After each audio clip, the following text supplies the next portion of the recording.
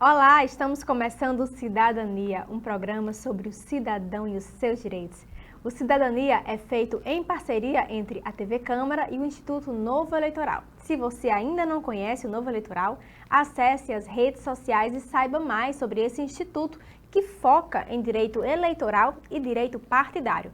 Nós temos o Instagram, @Novo Eleitoral, temos também um canal do YouTube. Procure lá, porque esse ano, o ano de eleições gerais, o pessoal do Novo Eleitoral está promovendo diversas lives, trazendo autoridades no assunto, temas bastante relevantes para informar você, cidadão.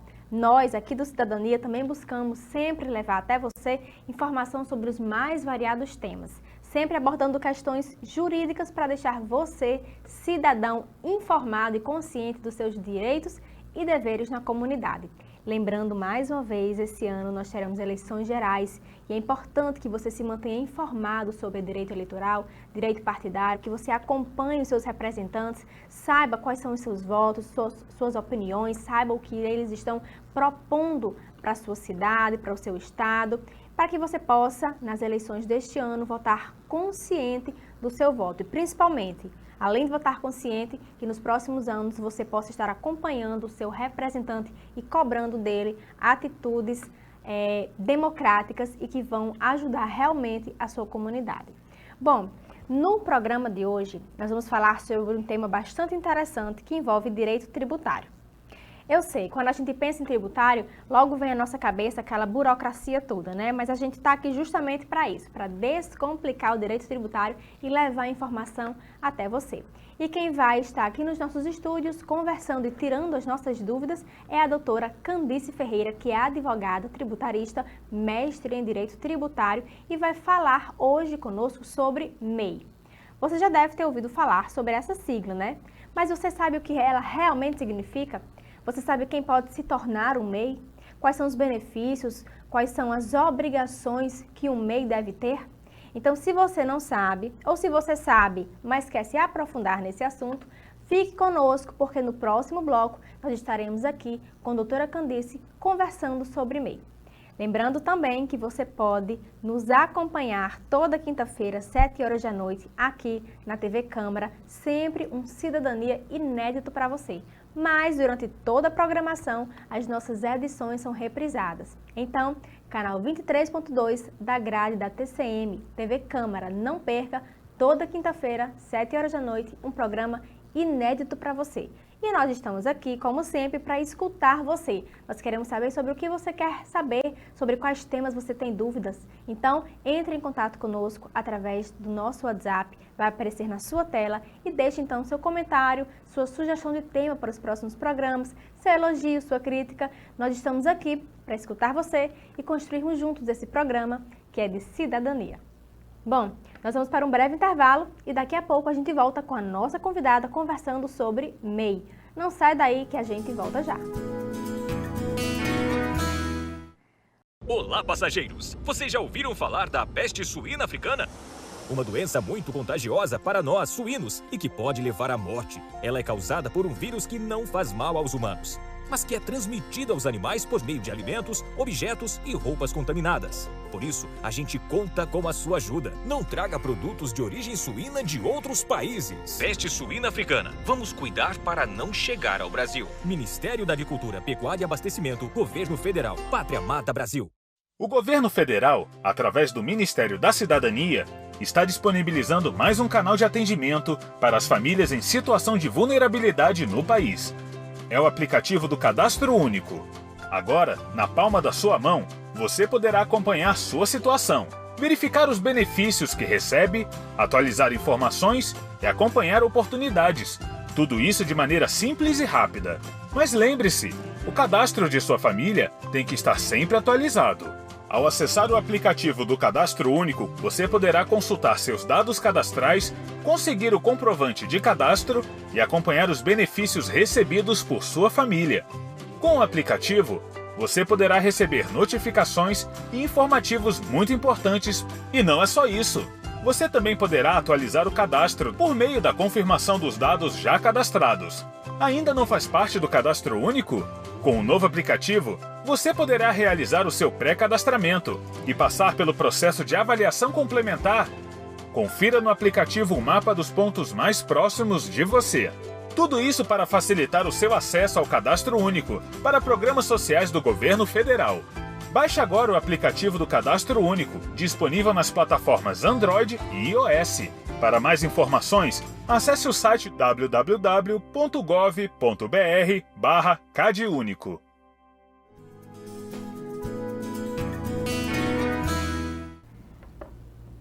Estamos de volta com o Cidadania, um programa sobre o cidadão e os seus direitos. E como nós já havíamos anunciado no bloco anterior, estamos aqui nos nossos estúdios para conversar um pouco sobre o MEI.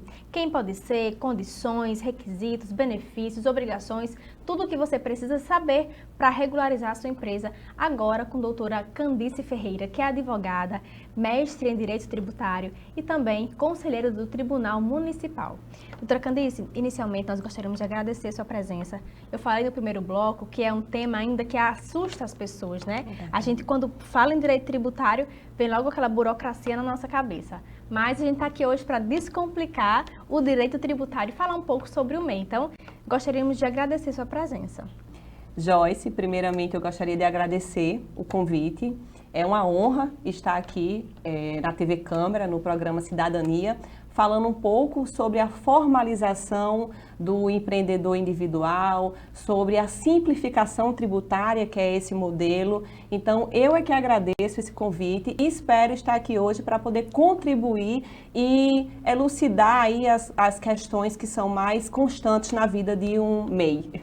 Doutora Candice, então, para quem ainda não sabe o que é MEI, eu gostaria que você conceituasse um pouco o que é o MEI e já complemento então a pergunta. Quem pode ser MEI? Quais os requisitos para se tornar um MEI?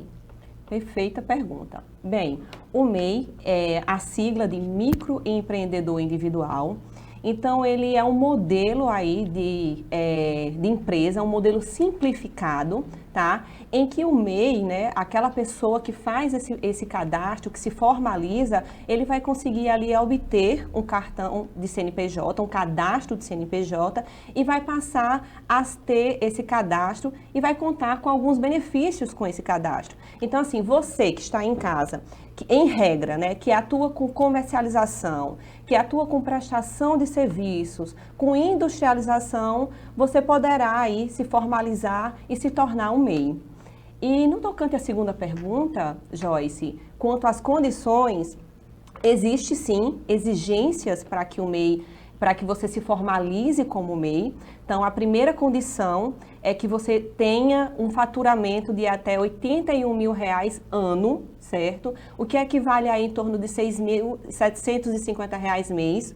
Mas lembrando, Joyce, esse limite ele é anual, então nada impede que você fature, né? Tem aí uma arrecadação bruta, que são os valores que você vai receber da venda de mercadoria, da sua prestação de serviço, de R$5 mil esse mês, R$6 mil o outro mês, R$4 mil, contando que no final de um ano você tem aí um limite máximo de R$81 mil. Então, essa seria a primeira exigência, a primeira condição. Com a segunda condição, nós temos também o fato de quem for se regularizar como MEI não pode ser sócio de outra empresa ou administrador e não pode ter sócio.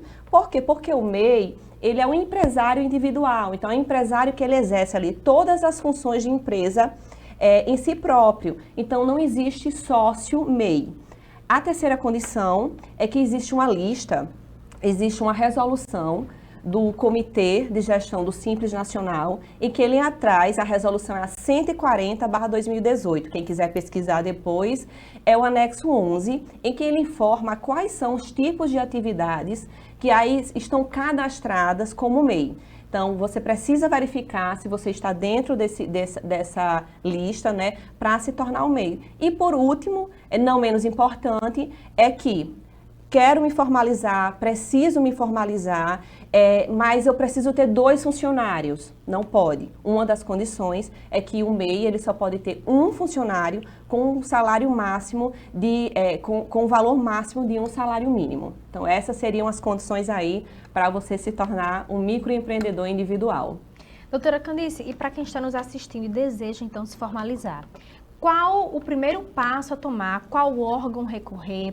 Essa formalização pode ser feita pela internet ou apenas presencial? Qual orientação você poderia dar para essas pessoas? Bem, a formalização é muito simples. Ela é feita de forma eletrônica. Existe um portal do empreendedor, em que você vai poder lá se regularizar, se formalizar como MEI.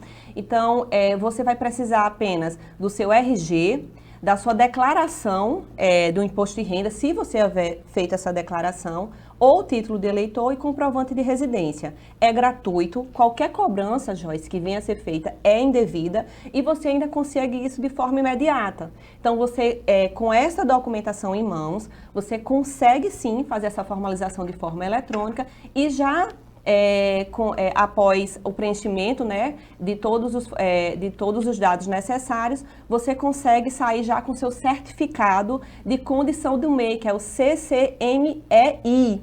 E esse certificado é muito importante porque nele vai conter o número do seu CNPJ, os dados do INSS, o alvará de funcionamento provisório. Então, essas informações vão estar contidas em um documento só. Então, é como a gente fala, é uma forma simplificada aí empresarial.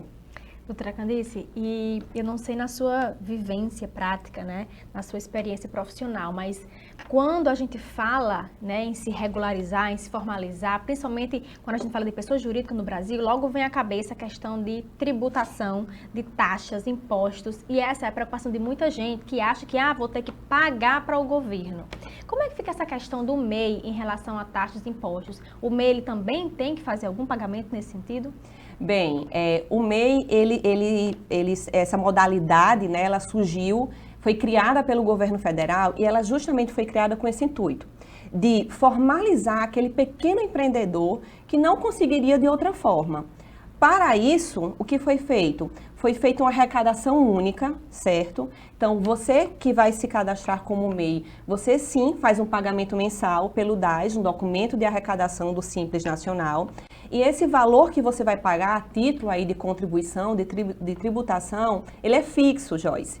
Então, vai depender da atividade que aquele profissional ele irá exercer. Então, quais são os valores que são pagos, né? Assim, o contribuinte vai pagar 5% a título de INSS, 5% de um salário mínimo, que hoje vamos falar em valores fixos, R$ 60,60. Se esse contribuinte ele tiver uma loja de cosméticos, então esse contribuinte ele vai vender um produto. Então nós estamos falando de uma comercialização de mercadoria. Então ele vai pagar R$ 60,60 mais R$1 a título de ICMS. Nós estamos falando aí a tributação a nível estadual, né? Circulação de mercadorias. Candice, eu sou cabeleireira, então eu tenho essa prestação de serviço. O que é que eu pago? Aí, no caso, você vai pagar o valor relativo aos 5% do INSS, mais um adicional de R$ 5,00, que é equivalente ao ISS, que é um tributo municipal. Então, esse valor, Joyce, ele vai variar de acordo com a atividade que você venha desempenhar. Mas, como eu disse, são valores fixos, né? Então, o MEI ele já pode contar com esse valor, com essa despesa fixa, até aí o final do ano calendário.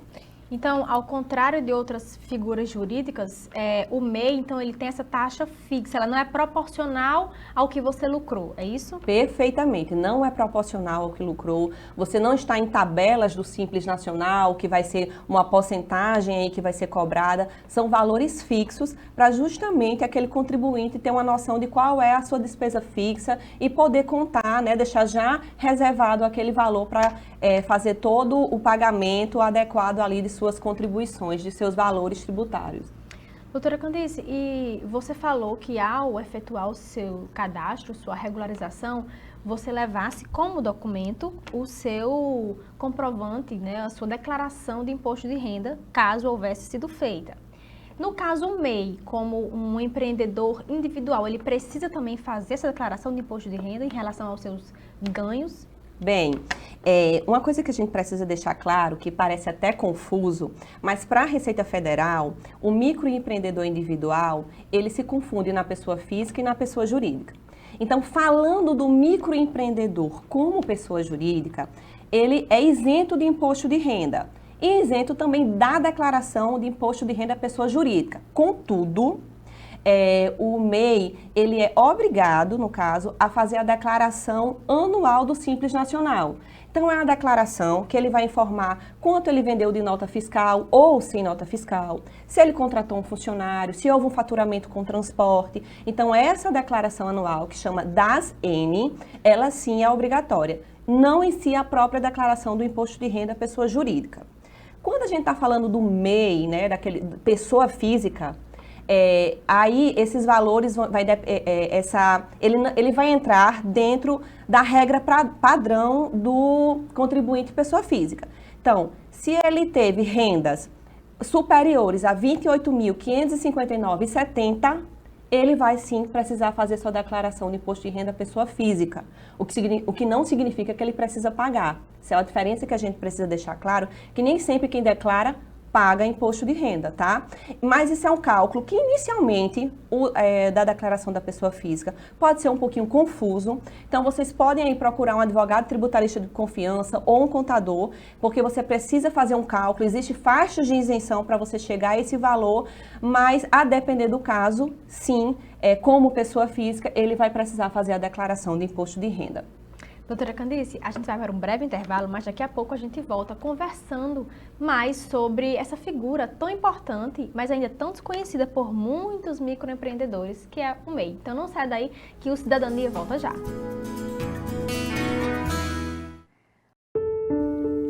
Às vezes o grito de socorro é silencioso e pode vir de um simples batom. Durante a pandemia, as mulheres estão mais expostas à violência doméstica e com menos oportunidades de pedir ajuda pela proximidade com o agressor. Se esse é o seu caso, faça um X vermelho na palma da sua mão e mostre na farmácia ao atendente. A polícia militar será chamada. Você não está sozinha. Sinal vermelho contra a violência doméstica. Estamos de volta com o terceiro bloco do Cidadania, hoje conversando com a doutora Candice Ferreira, que é advogada tributarista, mestre em Direito Tributário e está tirando aqui um pouco das nossas dúvidas sobre o MEI.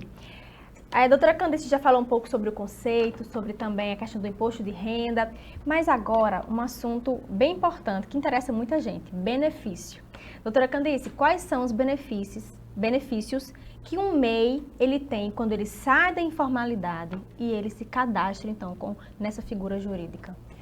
Bem, além da simplificação que nós já tratamos, né, já abordamos, que é da abertura de um CNPJ, a simplificação aí numa carga tributária, a gente tem aí um pagamento único com valores fixos, a gente ainda pode contar com outras vantagens. Então, assim, você que está em casa, que ainda não se regularizou, verifique se você está entre as condições, porque você pode, né? Então, além de ter um cartão de CNPJ, conseguir empréstimos em bancos, fazer um financiamento, você vai conseguir obter benefícios previdenciários, sim.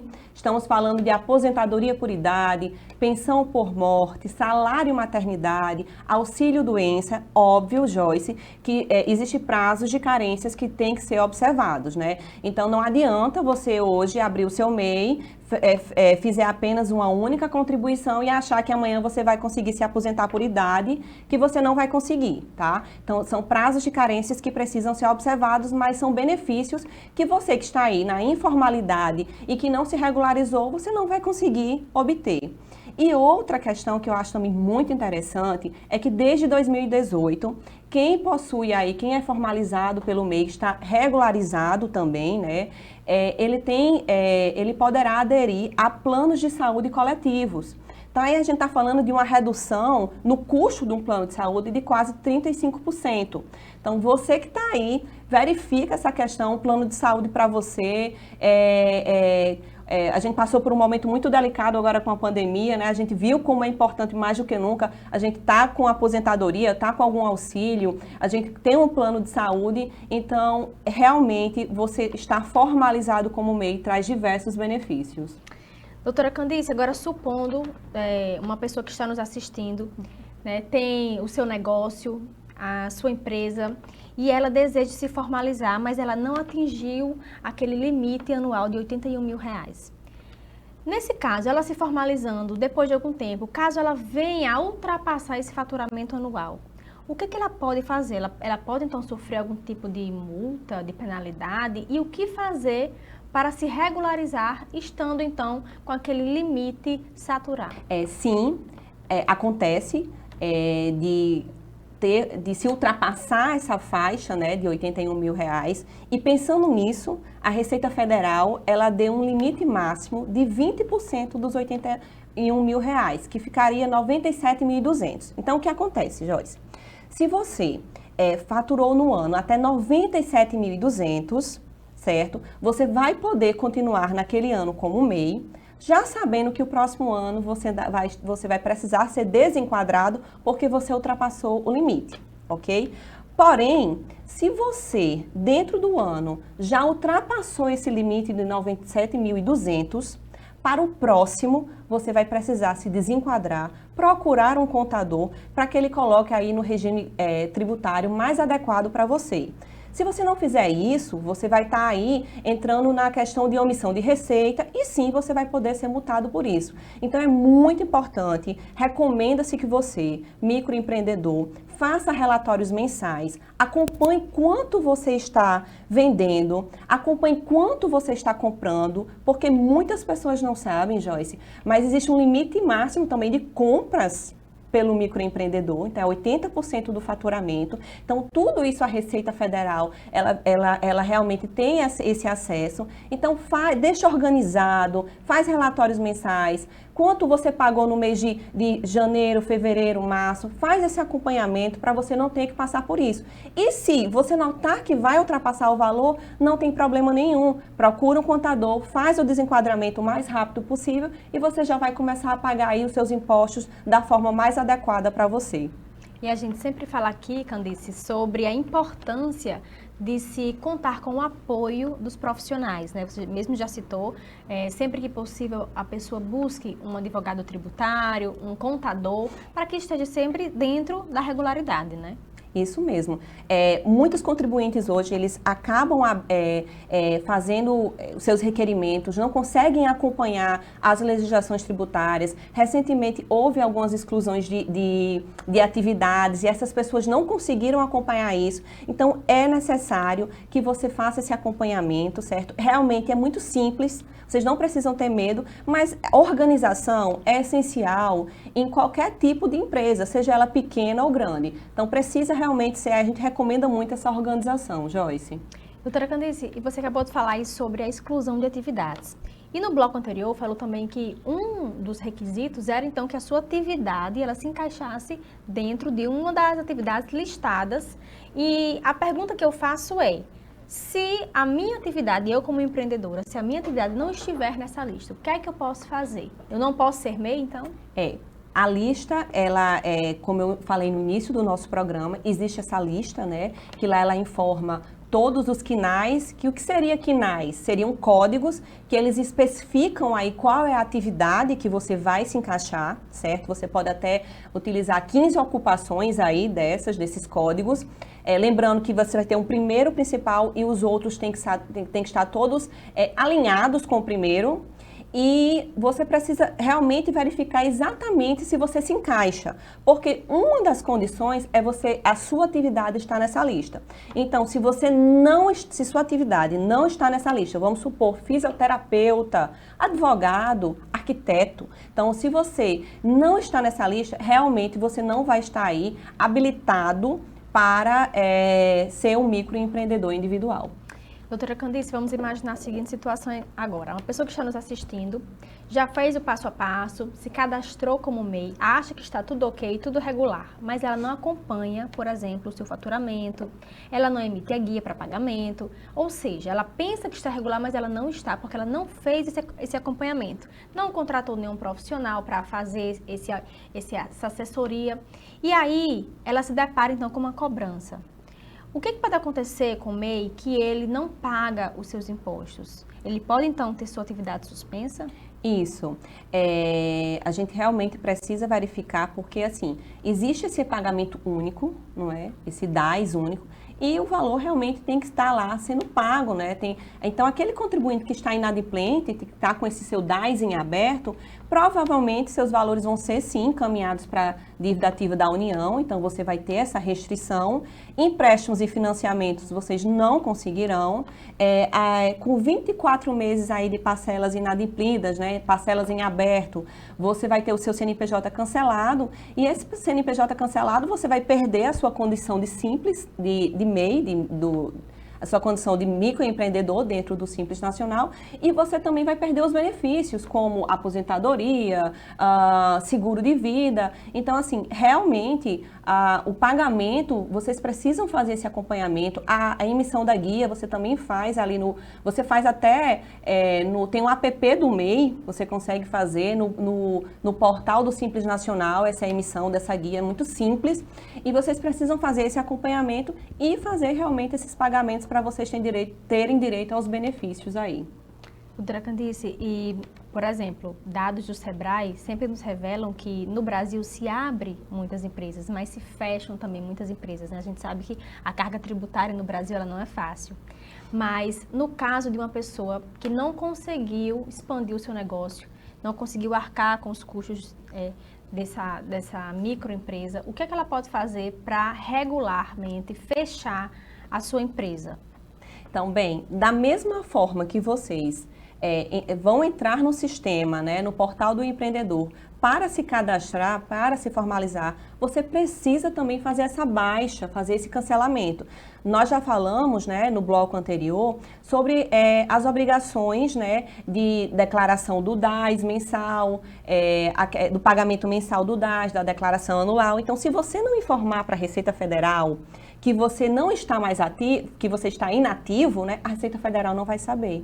Então, essas obrigações elas vão ser cobradas, valores vão ser cobrados. Então, assim, se você está aí nos assistindo e você está com o seu negócio inativo, né? Então, vai no portal do empreendedor, solicita a sua baixa, regulariza para não ter problema, também é gratuito. Mas uma pequena observação. O cancelamento é irreversível. Então, a partir do momento que vocês cancelou, aquele seu CNPJ vai ser inabilitado, você não vai mais poder utilizar aquele número de CNPJ. Candice, mas eu me arrependi de cancelar. Pode ser uma situação de alguém que está nos assistindo. Então, se você cancelou, você pode sim fazer novamente todo aquele requerimento, né, que é muito simples, por sinal, mas você vai ter outro CNPJ e você também vai começar a iniciar aquele prazo de carência dos benefícios de novo, né? Então, precisa realmente pensar se você vai paralisar suas atividades e, se for, é necessário que você dê baixa.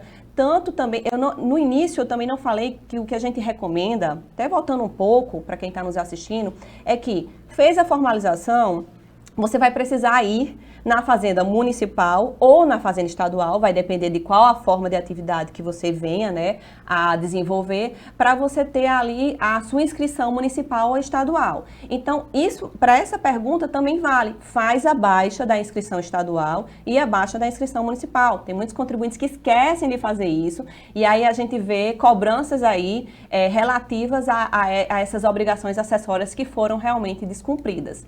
Então, é fácil, é simples, mas precisa de organização, precisa que vocês entendam um pouquinho do processo para não ter nenhuma surpresa desnecessária aí no futuro. Doutora Candice, o nosso tempo, infelizmente, está acabando. Nós poderíamos aqui, inclusive, continuar conversando, teríamos outros questionamentos a fazer, porque é muito bom descomplicar o direito tributário, sim, explicar para as pessoas e também enfatizar a importância, né, de se estar regular no nosso pagamento de impostos. Afinal de contas, eles são muito importantes e sempre, né, o objetivo é ser revertido em serviços para nós. Isso mesmo. Doutora Candice, nós gostaríamos de agradecer mais uma vez sua participação e deixamos as portas abertas para que você possa retornar outras vezes e falar sobre outros temas. Eu que agradeço. Realmente é muito importante para mim, é enriquecedor estar aqui hoje, descomplicando um pouco o direito tributário, aproximando, né, o microempreendedor, o direito tributário de quem aí está nos assistindo e contribuindo para o desenvolvimento da cidadania, dos empresários e profissionais moçoroenses. O prazer é meu, Joyce. Muito obrigada, doutora Candice. A gente vai para um breve intervalo, mas daqui a pouco a gente volta com o quarto e último bloco do Cidadania, com os nossos quadros Em Pauta e O Povo Quer Saber, com o doutor Herval Sampaio e doutor Pietro Medeiros. Não saia daí que a gente volta já. O governo federal, através do Ministério da Cidadania, está disponibilizando mais um canal de atendimento para as famílias em situação de vulnerabilidade no país. É o aplicativo do Cadastro Único. Agora, na palma da sua mão, você poderá acompanhar sua situação, verificar os benefícios que recebe, atualizar informações e acompanhar oportunidades. Tudo isso de maneira simples e rápida. Mas lembre-se, o cadastro de sua família tem que estar sempre atualizado. Ao acessar o aplicativo do Cadastro Único, você poderá consultar seus dados cadastrais, conseguir o comprovante de cadastro e acompanhar os benefícios recebidos por sua família. Com o aplicativo, você poderá receber notificações e informativos muito importantes. E não é só isso! Você também poderá atualizar o cadastro por meio da confirmação dos dados já cadastrados. Ainda não faz parte do Cadastro Único? Com o novo aplicativo, você poderá realizar o seu pré-cadastramento e passar pelo processo de avaliação complementar. Confira no aplicativo o mapa dos pontos mais próximos de você. Tudo isso para facilitar o seu acesso ao Cadastro Único para programas sociais do governo federal. Baixe agora o aplicativo do Cadastro Único, disponível nas plataformas Android e iOS. Para mais informações, acesse o site www.gov.br/CadÚnico.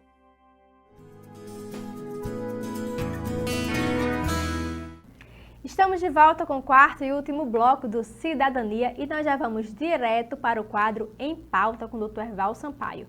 Como eu sempre digo, ele com seu jeito irreverente, cativante, sempre vem trazendo aí questões jurídicas, atuais, políticas, sempre para informar você, deixar você além de bem informado, atualizado também. Então, agora é sua, Dr. Herval, vai com você.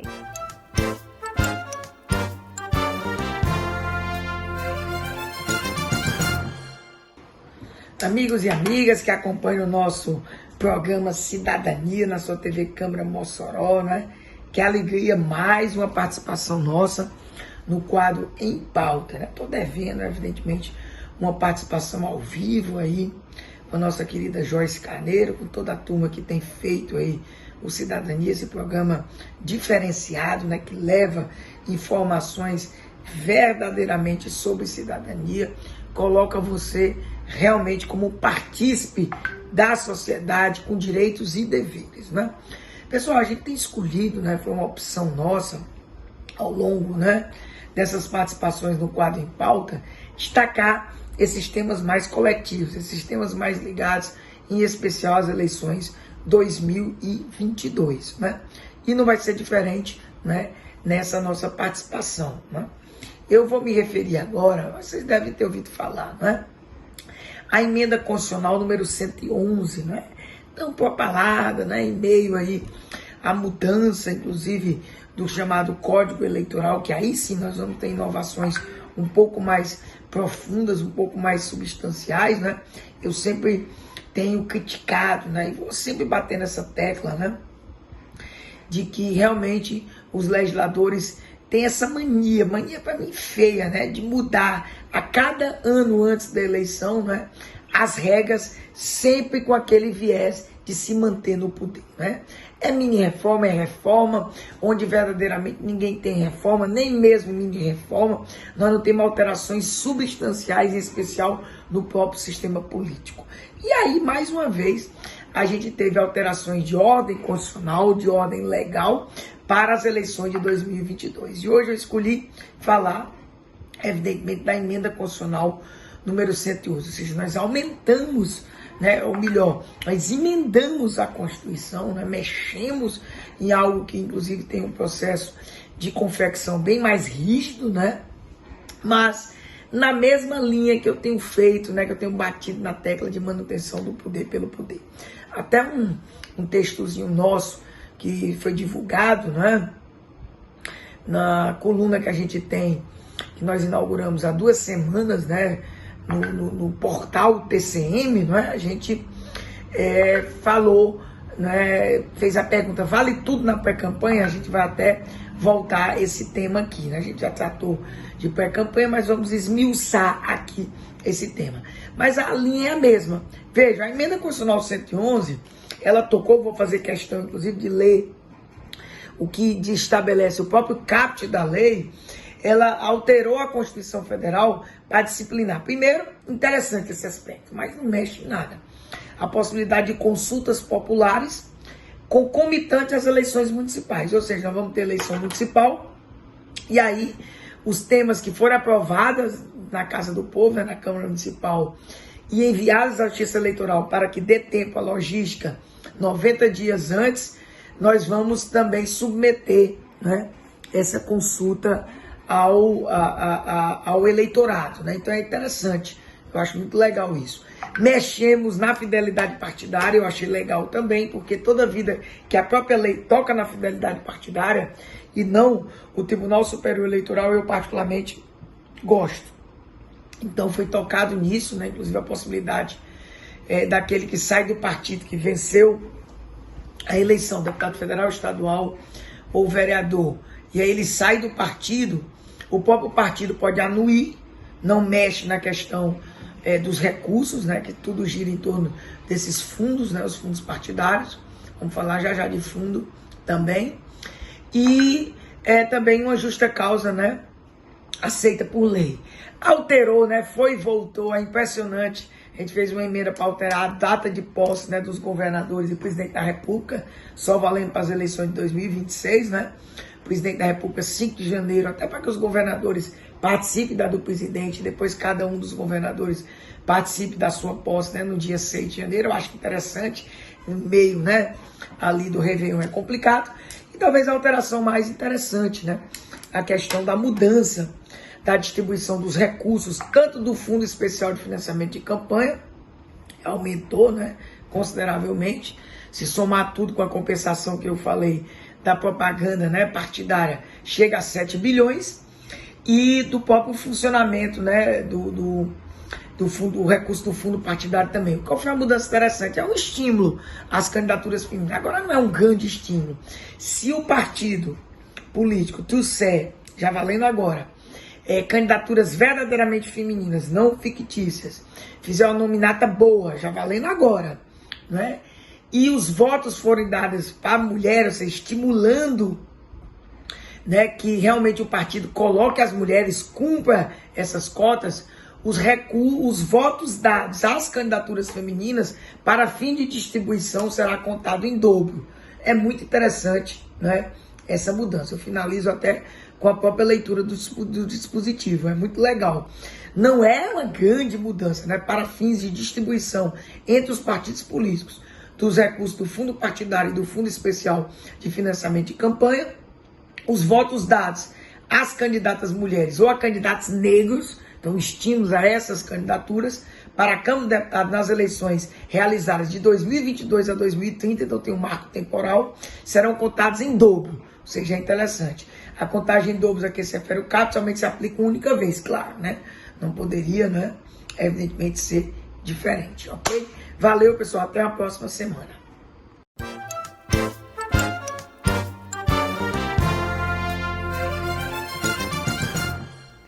Obrigada, doutor Erval Sampaio. E agora nós vamos com o doutor Pietro Medeiros para o quadro O Povo Quer Saber. Doutor Pietro sempre escuta as reivindicações de vocês, que vão lá no Instagram dele pedir temas, informar dúvidas, e ele está aqui sempre para responder com muito carinho para vocês. Então, agora é com o doutor Pietro Medeiros e o quadro O Povo Quer Saber.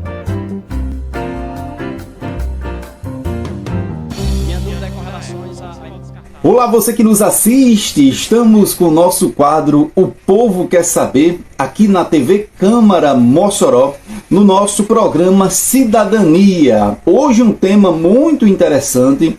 Depois dessas festas juninas, muita gente mesmo, procurando saber informação sobre a Operação Lei Seca. E é sobre isso que vamos falar no quadro de hoje de hoje, o povo quer saber. Muita gente tem dúvida, eu tenho que soprar o bafômetro, minha carteira fica com o policial, eu vou pegar depois, eu vou perder minha carteira, meu direito de dirigir vai ser suspenso, qual o valor da multa, o que é que eu faço? Me acuda, Jesus. Então, vamos lá. Primeira coisa que você tem que saber é que o Código de Trânsito brasileiro é dividido em duas partes.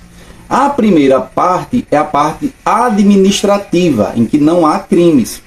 Porém, há infração de trânsito. Então, neste tema que nós estamos conversando, nós temos o artigo 165 e 165A.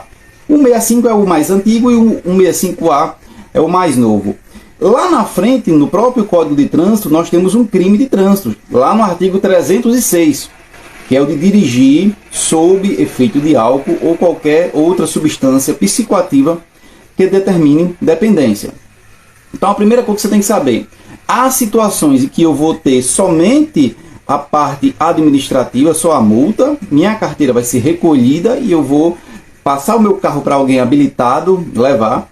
E há outras situações que, além da multa, além do valor que você vai pagar, dos pontos, da suspensão da carteira, você vai ser conduzido à delegacia de polícia, porque você cometeu um crime de trânsito. Não é um crime previsto no Código Penal.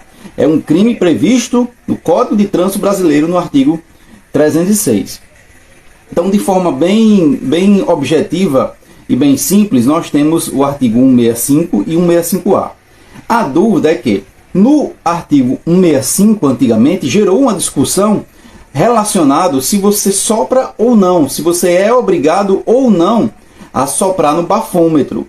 Então, todo mundo que já começou a ler ou que tem algum amigo na área jurídica diz, olha, você não é obrigado a produzir provas contra si mesmo. Realmente você não é.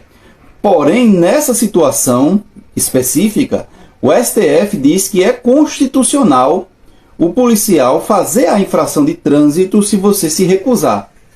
É tanto que depois foi feito o artigo 165A, que lá vai estar claro, vou já ler aqui para vocês, eu trouxe aqui nos artigos, eu vou ler algumas partes dele para ficar mais claro. Antes eu tinha dúvida, eu estou sob efeito de álcool, certo, mas eu não quero fazer o bafômetro. Então o policial teria que provar por outros meios que você estava embriagado.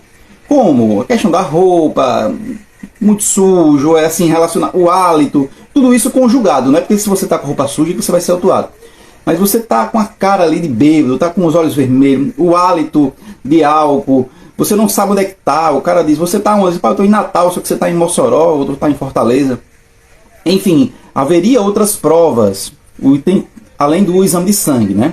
Só que depois veio o artigo 165A. E o artigo 165A, só em você se recusar, o policial já poderá te autuar pela recusa. Então você não bebeu nada, você está sóbrio. Você diz, não, eu não vou soprar o bafômetro. Beleza, ele diz, não, tranquilo, então eu vou fazer a multa da recusa. Então eu tenho aqui um artigo 165 e 165A, né? No 165 diz só assim, ó, dirigir sob influência de álcool ou de qualquer outra substância psicoativa que determine dependência. Infração gravíssima. Essa infração hoje, ela é no valor de R$ 293,47 multiplicado por 10 vezes. Então vai dar R$ 2.930,47. Ou 47 centavos. R$ 2.930,47 se você for primário. Se você for reincidente, será o dobro. Então tem aqui a suspensão do direito de dirigir por 12 meses, medida administrativa, recolhimento do documento de habilitação. O 165A, que é o mais novo, diz assim, ó, recusar-se a ser submetido ao teste, exame clínico, perícia ou outro procedimento que permita certificar a influência de álcool ou outra substância. Então aqui ele já usa o verbo recusar. No 165 ele não tem o verbo recusar, certo? É dirigir sob influência de álcool. E aí gerou a dúvida se você sopraria ou não o bafômetro. E aí eles criaram o artigo 165A, que diz recusar. Então se você se recusar, o policial irá fazer o auto de infração. Só que existe, e a multa é R$ 2.930,47, 7 pontos na carteira e suspensão do direito de dirigir, certo? Só que havia essa dúvida se eu sopraria ou não. Agora, se você recusar, vai ser feito a infração de trânsito, certo? Eu não vou entrar aqui na questão dos valores, do bafômetro, do índice, mas até 6 decigramas de álcool por litro de sangue, você incorre na medida administrativa. Então, se você bebeu muito e fizer o teste e for comprovado, você vai para a delegacia se der acima do índice. Então, além da multa, além do R$ 2.930,47, suspensão do direito de dirigir, você ainda vai se responder lá com a justiça, a área criminal. Terá que contratar um advogado, será expedida fiança, terá um processo criminal. Certo? Se for só a infração, só assim, né? Se for a infração de trânsito, sem ser na área criminal, você terá essa multa e suspensão do direito de dirigir por 12 meses. Abrirá um processo administrativo perante o órgão e você irá responder lá, certo? Então você terá também que procurar um advogado para fazer sua defesa, o seu recurso e se defender da situação, tá bom? Então, lá no artigo 306, que é quando você realmente bebeu e está embriagado e está ao volante, que é o crime, né? Diz assim, ó, conduzir veículo automotor com capacidade psicomotora alterada em razão da influência de álcool. E aí a pena de detenção de 6 meses a 3 anos. E aqui o delegado vai colocar uma fiança para você responder o processo em liberdade. Se você não pagar a fiança, você vai descer para o sistema penitenciário, onde ficará lá até você pagar a fiança. Certo? Então, a concentração de álcool igual ou superior a 6 decigramas de álcool por litro de sangue, até essa quantidade é infração administrativa de trânsito, é a multa. Passou dessa quantidade de álcool por litro de sangue, além da multa, você também terá que prestar conta com a justiça, porque você cometeu um crime de trânsito, certo? Então, esse é o panorama geral da lei seca. Ah, tem recurso? Tem. Você poderá procurar alguém da sua confiança para fazer os seus recursos, para procurar os seus direitos. Mas, em regra, o auto de infração de trânsito, ele presume-se verdadeiro, até que você prove ao contrário. Se foi feito de forma errada, você sim poderá procurar os seus direitos para, abre aspas, derrubar, cancelar, no popular, né, este auto de infração. Mas é isso, é uma situação muito complicada que você está colocando em risco a vida de outras pessoas e, além disso, você também estará incorrendo em uma infração de trânsito com o valor da multa muito alto. Então, todo o estresse, constrangimento também, se for o caso, ir para uma delegacia, ficar preso. Então, o aconselhável é que você não beba ao dirigir qualquer tipo de veículo automotor. Então, essas foram as principais dúvidas que chegaram para a gente, que a gente consegue tirar por aqui, por este canal, tá bom? Qualquer dúvida, você acessa lá, @programa Cidadania, deixa sua mensagem lá, para que a gente possa ler, e depois, em outro vídeo, para que não fique muito longo, a gente consiga tirar e sanar todas as suas dúvidas, tá bom? Um grande abraço, fique com Deus e até a próxima.